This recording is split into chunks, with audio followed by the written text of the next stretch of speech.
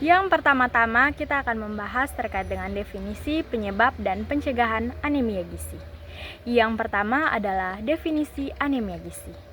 Anemia gizi adalah kondisi tubuh kekurangan gizi yang penting seperti zat besi, asam folat, atau vitamin B12 yang diperlukan untuk pembentukan hemoglobin dan sel darah merah yang sehat. Kekurangan ini menyebabkan penurunan jumlah sel darah merah yang mengakibatkan berkurangnya kadar oksigen yang diedarkan ke seluruh tubuh. Penyebabnya adalah asupan nutrisi yang tidak seimbang, kurangnya asupan zat gizi seperti zat besi, vitamin B12, dan asam folat dalam makanan sehari-hari. Yang berikutnya adalah peningkatan kebutuhan. Biasanya terjadi pada masa kehamilan dan masa pertumbuhan, terutama pada remaja putri karena kehilangan darah saat menstruasi. Bisa juga terjadi akibat cacingan atau penyakit kronis. Beberapa penyakit kronis seperti penyakit ginjal dapat mengganggu produksi sel darah merah. Yang terakhir bisa juga terjadi karena gangguan penyerapan nutrisi. Kondisi seperti penyakit Crohn dapat mengganggu kemampuan usus untuk menyerap zat besi, B12, atau folat. Pencegahannya dilakukan dengan cara konsumsi makanan bergizi seimbang, perbanyak asupan makanan kaya zat besi seperti daging merah, hati, dan sayuran hijau, asam folat seperti brokoli dan bayam, dan vitamin B12. Penuhi juga kebutuhan vitamin C dengan mengkonsumsi makanan dan minuman yang kaya akan vitamin C seperti jeruk dan jambu biji. Dapat meningkatkan penyerapan zat besi dari makanan. Hindari pembatas penyerapan. Kurangi konsumsi makanan yang berkafein atau minuman seperti kopi teh karena dapat menghambat penyerapan zat besi. Suplementasi juga penting seperti zat besi, asam folat sesuai dengan anjuran dokter, terutama pada kelompok berisiko seperti ibu hamil atau remaja putih. Berikutnya kita akan membahas terkait dengan definisi, penyebab, dan pencegahan stunting. Yang pertama, definisi stunting. Jadi, stunting adalah masalah kurang gizi yang kronis disebabkan oleh asupan gizi yang kurang dalam waktu cukup lama akibat pemberian makanan yang tidak sesuai dengan kebutuhan gizi. Stunting dapat terjadi mulai janin masih dalam kandungan dan baru nampak saat anak berusia 2 tahun menurut Kementerian Kesehatan Republik Indonesia pada tahun 2016. Stunting dan kekurangan gizi lainnya yang terjadi pada 1000 hari pertama kelahiran tidak hanya menyebabkan hambatan pertumbuhan fisik dan meningkatkan kerentanan terhadap penyakit infeksi, tetapi juga mengancam perkembangan kognitif yang akan berpengaruh pada tingkat kecerdasan saat ini dan produktivitas anak di masa depannya. Lalu, apa sih yang menjadi penyebab stunting? Stunting terkait dengan banyak penyebab, antara lain asupan gizi ibu dan anak yang kurang, status kesehatan balita, ketahanan pangan, lingkungan sosial dan kesehatan, lingkungan permukiman, kemiskinan menurut UNICEF pada tahun 2013. Kekurangan gizi dalam waktu lama itu terjadi sejak janin dalam kandungan sampai awal kehidupan anak pada 1000 hari pertama kelahiran. Penyebabnya karena rendahnya asupan vitamin dan mineral, dan buruknya keragaman pangan dan juga sumber protein hewani. Faktor ibu dan pola asuh yang kurang baik, terutama pada perilaku dan praktik pemberian makan kepada anak juga, menjadi penyebab anak stunting apabila ibu tidak memberikan asupan gizi yang cukup baik.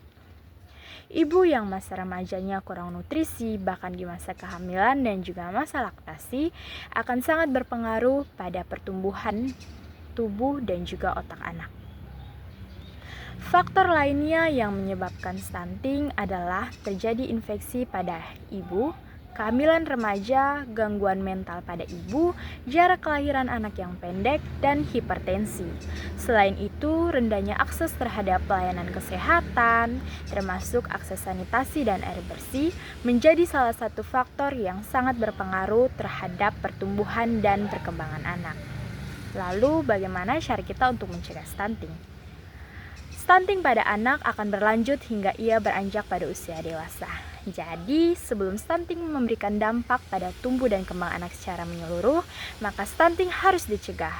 Upaya yang bisa dilakukan untuk pencegahan stunting yaitu pemberian pola asuh yang tepat, memberikan empasi atau makanan pendamping ASI yang optimal, mengobati penyakit yang dialami anak, perbaikan kebersihan lingkungan, serta menerapkan hidup bersih yang dimulai dari keluarga. Atau untuk lebih mudah mengingatnya, stunting dapat dicegah dengan melakukan A, B, C, D, E. A. Aktif minum tablet tambah darah. TTD dikonsumsi bagi remaja putri 1 tablet seminggu sekali. Dan konsumsi TTD bagi ibu hamil 1 tablet setiap hari, minimal 90 tablet selama kehamilan. B.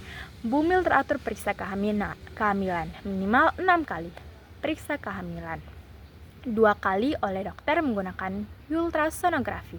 C. Cukupi konsumsi protein hewani. Konsumsi protein hewani setiap hari bagi bayi di atas usia 6 bulan. D. Datang ke posyandu setiap bulan dan lakukan pemantauan pertumbuhan seperti timbang dan ukur berat badan, tinggi badan, lingkar kepala, serta imunisasi balita ke posyandu setiap bulan. Dan E atau yang terakhir adalah eksklusif ASI selama 6 bulan. ASI eksklusif selama 6 bulan pertama dilanjutkan hingga usia 2 tahun dengan melengkapi makanan pendamping ASI atau empasi tepat setelah berusia 6 bulan. Berikutnya adalah definisi penyebab dan pencegahan wasting. Yang pertama, definisi wasting. Jadi, wasting adalah kondisi di mana seseorang anak mengalami penurunan berat badan yang drastis akibat kurangnya asupan gizi yang dibutuhkan tubuh untuk tumbuh dan berkembang. Wasting pada anak biasanya terjadi akibat kekurangan gizi dalam waktu singkat, terutama protein dan kalori yang sangat penting untuk energi dan pertumbuhan. Anak dengan kondisi wasting memiliki berat badan yang sangat rendah jika dibandingkan dengan tinggi badan mereka. Wasting menurut WHO atau World Health Organization diukur berdasarkan rasio berat badan terhadap tinggi badan yang lebih rendah dari standar yang seharusnya. Anak yang mengalami wasting biasanya memiliki tubuh yang tampak kurus, lemah, dan tidak bertenaga. Kondisi ini sering terjadi pada anak yang menderita infeksi berat atau memiliki pola makan yang tidak seimbang.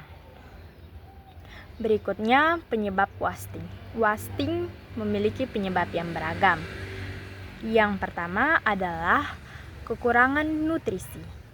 Wasting bisa terjadi akibat kekurangan asupan nutrisi atau kebutuhan nutrisi anak yang sangat meningkat. Yang kedua adalah peningkatan kebutuhan nutrisi. Hal ini sering terjadi saat tubuh terkena infeksi seperti HIV/AIDS, infeksi cacing di saluran pencernaan, dan malaria. Kondisi ini membuat tubuh memerlukan lebih banyak energi untuk melawan penyakit penyebab infeksi. Yang berikutnya, diare. Wasting juga sering terjadi saat banyak nutrisi yang terbuang dan umumnya diakibatkan oleh diare. Diare pada anak yang tidak ditangani dengan baik menyebabkan anak kehilangan banyak cairan, elektrolit, bahkan penyerapan nutrisinya terganggu. Hal ini membuat tubuhnya kekurangan nutrisi dan pertumbuhannya terhambat. Yang berikutnya adalah kurangnya asupan ASI eksklusif. Wasting juga umum disebabkan oleh kurangnya pemberian ASI eksklusif pada bayi. Jika ibu menyusui mengonsumsi makanan tidak sehat, hal ini bisa mempengaruhi kualitas dan kuantitas ASI. ASI merupakan sumber nutrisi utama bagi bayi terutama di 6 bulan awal kehidupannya. Kandungan nutrisi pada ASI memiliki efek yang berkepanjangan untuk tumbuh kembang bayi, salah satunya mencegah wasting. Oleh karena itu dianjurkan untuk mengonsumsi makanan sehat dan bergizi sebelum melahirkan dan selama menyusui agar kualitas ASI yang dihasilkan dapat memenuhi kebutuhan nutrisi. Berikutnya adalah pencegahan wasting. Yang pertama adalah memberikan makanan bergizi seimbang. Pastikan anak mendapatkan makanan dengan kombinasi yang baik antara karbohidrat, protein, lemak sehat, serta vitamin dan mineral. Sumber protein seperti ikan, telur, dan daging ayam penting untuk mendukung pertumbuhan otot dan kekebalan tubuh pada anak. Selain itu, berikan juga sayuran dan buah-buahan untuk memastikan kebutuhan vitamin dan mineralnya tercukupi. Yang kedua adalah memberikan susu yang mendukung tumbuh kembang anak. Susu merupakan sumber kalsium yang sangat penting untuk kesehatan tulang dan gigi anak. Selain itu, susu yang diformulasikan untuk anak-anak mengandung berbagai nutrisi penting seperti triple protein, vitamin K2, serta DHA, omega 3, dan 6 yang dapat mendukung daya tahan tubuh anak dan membantu proses pemulihan dari kekurangan gizi. Yang ketiga adalah menjaga jadwal makan yang teratur. Anak yang sering melewatkan waktu makan atau memiliki pola makan yang tidak teratur bisa berisiko kekurangan gizi. Ibu disarankan untuk memberikan makanan dalam porsi kecil tapi sering, terutama untuk anak yang memiliki nafsu makan rendah. Pastikan anak mendapatkan waktu makan yang cukup di pagi, siang, dan malam hari. Yang keempat adalah memberikan camilan sehat. Selain makanan utama, camilan sehat seperti buah, kacang-kacangan, atau yogurt juga penting untuk memastikan anak tetap mendapatkan kalori dan nutrisi yang cukup. Hindari cemilan yang tinggi gula dan lemak jenuh, karena tidak mendukung pertumbuhan dan kesehatan anak. Dan yang kelima adalah memastikan anak mendapatkan asupan cairan yang cukup. Dehidrasi juga bisa mempengaruhi tumbuh kembang anak.